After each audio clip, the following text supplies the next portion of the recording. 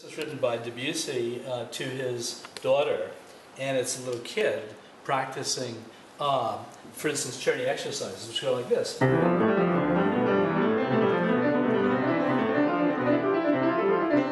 Like that, more or less, you know? And so she's practicing that, and then she gets daydreaming, you know? So there's lots of daydreaming because of Debussy.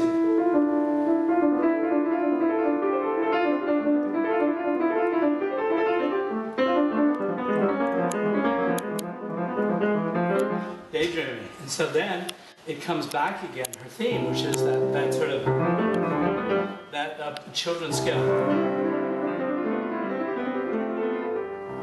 So it's a Bildungsroman.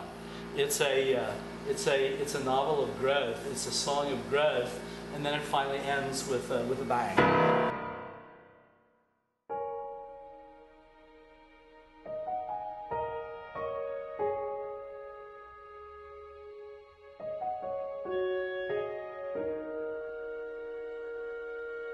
I would say that it's the sheer quality of the air, the brightness of the sun, the wonderfulness of the people at every stage, everywhere you turn.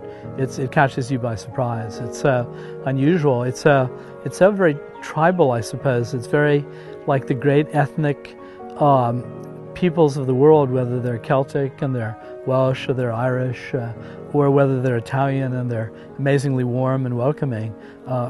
We have sort of made too homogenous in the States. On Hawaii, that ethnic sensibility, which really comes from 1,000 years ago, is still very much in evidence in daily life. And you can't meet a person in Hawaii without wanting to do something wonderful for them and without understanding where their happiness and where their values comes from, which is it comes from the land, it comes from the amazing position in the middle of the Pacific Ocean, it comes from everyone being one, the multiculturalism of the islands. It comes from the Vietnamese and the Fijians and the Tongans and the Samoans and the Americans and the Hawaiians all being mixed together and being in it together and as part of the same family, often intermarried for many generations. So this was so exciting, I think, to both of us that Kathy painted with very amazing colors and I wrote poetry with working those colors into the language. And that has led naturally also to wanting to do something wonderful for the people of Hawaii. But it wasn't that we really had to think about it very much because Hawaii presented itself to us.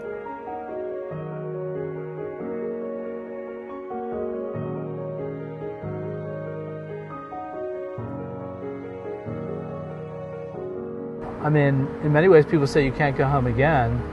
Because usually home isn't there, usually it's now a subdivision or a mall, but I think in some ways you have to go home again. So coming to Hawaii in a way was coming back to where I had been when I was a kid and which had been so meaningful to me. Describe the first minute that you came to Hawaii. Well, I was on the plane with the Beatles, and I completely, random. I was reading James Bond, and I had sunglasses, and I was the double agent, stepping off of the plane, and millions of teenage girls cheering me, and it was true.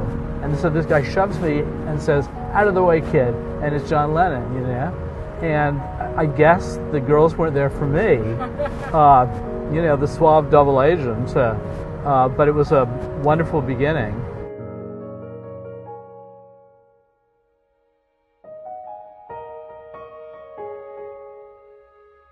I think ever since both of us were children, Kathy and me, we felt our parents did this. Kathy's mother and father did wonderful things. I could tell you stories about that if you'd like to hear some. In their life, that was very important to us. My family also had wonderful charities they did in India and around the world, and that made a big impression on me. And we had always talked with each other about what we're going to do when we get older. And we, of course, thought we were kidding, and we were just dreaming. And one day it became possible because of Kathy's father, with the sale of Grey Goose and the continuing wonderfulness of the amazing company which Sidney founded, Sidney Frank Importing. And so that's really given us the ability financially to put our money where our mouths have been and to do our dreams, which we've always dreamed about.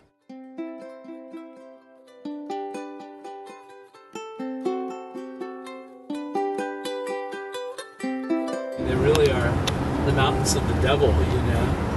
I mean, there's so much romance to them. So when I was a kid, again, there was that wonderful Trader Vic's here that was all thatch and had wonderful drinks. I had my first Mai Tai there, a bunch of sailors at the bar, and me, a little 15-year-old kid, you know, with a Mai Tai, please. My father grew up during the Depression, and his family, you know, really had a hard time. But I think coming through that, he saw what people could do for each other even in tough circumstances. And at the end of his life, when he really had become tremendously successful, he went back over some of those turning points, either in his 20s or teens or later on, and thought, what can I do now to either thank the people or the organization, the college that helped me make those leaps forward, and what can I do to help other people make those leaps forward into the future. Thinking about my father's journey through his life and his values and all the things that meant so much to him, and then for Peter and I to have the chance to both carry on the legacy of all his amazing interests and passions and meaning, everything that meant so much to him. And then for us to take the things that we're so passionate about, and both that have meant so much to us in our lives, that we are still discovering today and are just so unbelievably thrilled that we can make a difference in the world, that we can make these things happen, and then thinking about how that will go on into the future, both through the Wonderful Family Foundation, through the next generation in our family, and through these incredible organizations, through these incredible young people who are affected by the grants we make, and how that just, moves everything into the future. It's amazing. The fact that we've tried to preserve the beaches that are already here, or to help kids who want to become opera singers or singers with the Hawaii Opera Theater. Hawaii is in the middle of a music renaissance, and the songs are so extraordinary. Every second you hear a song that sounds 1,000 years old, and it was written on Tuesday. And there are 10,000 of those. And so to want to do something for Hawaii's music, to do something for Hawaii's land, was already, it calls out to you, really. And I think we all have that culture that's in us, where we've seen the South Pacific, we've gone to the beach ourselves, we've seen amazing beach movies as kids, and we want to take that part of the world and bring our values and the values of Hawaii into. We want to preserve them so they last. I think beyond ourselves, and we ask ourselves, how do we do this? How do we actually preserve our values and the values that we really admire, whether it's great theater or great classical music or the amazing tribal mele, the music and the aloha of Hawaii, or whether it's conserving the land or whether it's dealing with the loss of our planet and fighting climate change. These are obvious gestures that I think everybody wants to do something about. And so we've tried in our small way to think of certain ways we can do something about that.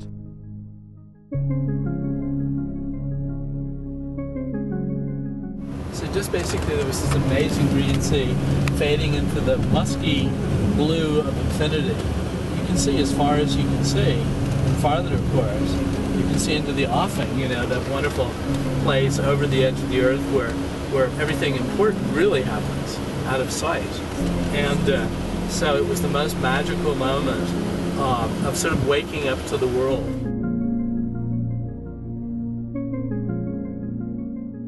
Dad bought the property in 1950 and immediately planted 200 lychee trees utilizing child labor, myself and my brother, and paid us basically with a soda pop and a creamsicle. So we were here every weekend, and that's what we did. We planted trees. We finally planted 2,000 banana trees, and fortunately at 6 cents a pound, that put me through high school and college. So the attachment of the family to the land is very deep, and the land has been good to us, and hopefully we have been good to the land. And that's what we want to continue to do with Peter and Cassie's help and with Leah's help. There are a lot of members in this Kahalu'u community that were very concerned about development, not just here at the FONG plantation, but all around Kahalu'u. And so they came to the Trust for Public Land and were expressing their concern about different areas that could be potentially developed in the future. And one of them was the FONG plantation. And so we approached the FONG family and HIRAM Jr. about the possibility of, you know, choosing not to develop his family's land. And the Franks, or the Frank Foundation and the Halsteads, were really instrumental in providing their initial support of the project, which allowed us to really raise a whole bunch of other money from other sources.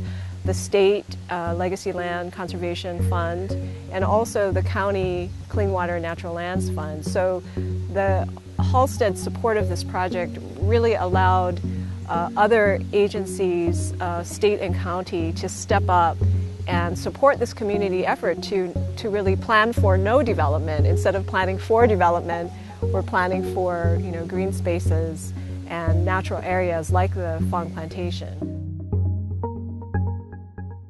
That's what certainly the FONGs do here. They teach through beauty and through the land. Everyone who's lucky enough to discover the plantation and come to visit here.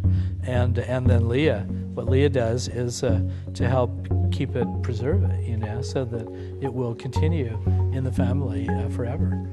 And that's, you know, certainly our goal with anything that we do. We'd like to preserve those values, and we'd like to preserve Hawaiian traditional values because it's so special. And when you have been here a while and you realize what's involved with the aloha and the people, it's very hard to go back to the mainland because those values aren't there. Suddenly the civility and the kindness and the generosity and the reverence for elders. There are wonderful people everywhere, but it is very special here. I think there are more wonderful people per square inch in Hawaii. You know? Yes, all the good people are led here. You know, the spirit of the spirituality is mana, so it's probably has some kind of relationship. Right, and mana, if you're talking about it in the land here, is it always a good thing, or can be a... Mostly good. Mostly good. Mostly good. Yeah. What we do is if we go into an area and we feel nervous, or you know, you feel something in the atmosphere, you ask permission. May I enter? May I go here? You know, I just like to look. And if you calm down, then That's go a ahead. yes. Right. Wow. If you still feel nervous, You shouldn't go. yeah, back up. Yes. Yeah. It's a bad spirit. People don't know People, when you talk to people, they say, what is philanthropy, what is giving, what is a conservation easement? They don't know any of that. Each generation, as we find our values sort of fading and becoming invisible, we have to be more proactive, I think, in pushing and foisting these values on younger people. Today is, what is today, 11? The 12th. The 12th. 12. You know? Yeah. That's right. It's true. Exciting. Is it tomorrow? Yeah. Oh boy. You know, but in another 13 days it'll be Shakespeare's birthday. So in 2010, after really years of working with the local community, working with the non-government agencies here on the island, we were able to start buying some of this land. It took years to prepare and years to accomplish. And actually we had a dedication ceremony out here that we invited the public and many of the participants in. And our Hawaii Senator, Senator Daniel Inouye, who is incredibly critical to this project happening, came out and talked at the dedication. And he said pretty clearly that a project like this is really for the kids and for future generations. So that's a really important consideration. This will be protected and managed now in perpetuity. The whole acquisition was about $22 million, and about a third of it had been appropriated. This is in the middle of the economic crash. So how were we going to get enough funds to complete the acquisition in the landowner's time frame so that the land wouldn't get sold for development? So the Halsteads agreed to make a pledge and to put it in writing, and they wrote a letter saying, we agree to provide the last tranche of funding if the federal government will appropriate the bulk of the funds necessary to complete the acquisition. And they wrote it in a letter that was then submitted to Congress, and it showed really amazing support publicly and philanthropically for this acquisition. And that kind of public support is really critical in demonstrating to the people that make the decisions on these kinds of acquisitions that it's an important project to do. So it was a really unusual, creative, I think. We worked closely with Rockefeller Philanthropy Advisors to identify, where their area of interest is, what their capacity was to help, and how we might be able to structure it so that it could influence the outcome of the project. And it happened, and all of the money was appropriated by Congress, and what you see now is protected because of that. And you want to keep this way and not have it be developed. And there are a lot of developers running around here trying to trick people into selling to them. I say. And this is the old side of Hawaii, and this is a heiau, A sacred site. A sacred site where they would do. Zumba fitness. Yes. So and an open market every Sunday, and it's on the ocean there, and they would do chants and prayers and so on. When I went to Columbia University in New York and drove a cab to help put myself through school, I would encounter a lot of relatively, seemingly people who were much better off than I was, who wouldn't give me a penny in tips. And I said to myself, if I'm ever in a position where I can give a tip to someone, I'm going to give them a good tip. I'm going to give them $1, not a quarter. I'm going to give them $20, not $1. And so that extends to every aspect of what we do. I want to be somebody that I can respect. And I want to live for posterity. I want actually to live for the way I would think of myself after I'm gone. And I would like to live for the way our children will think of me and of Kathy after we're gone. It just has been, so incredible to work with so many amazing people and to really just see the wonderful, incredible outcomes of, what can happen with, thoughtfulness and wonderful intentions, but also care in all of the details that make it happen. And so a little shoo-shoo grows up. So isn't that charming? Oh, Isn't that charming? I love that so much. So it's just a cute little Debussy piece. Oh, so It's gorgeous. how about one more piece?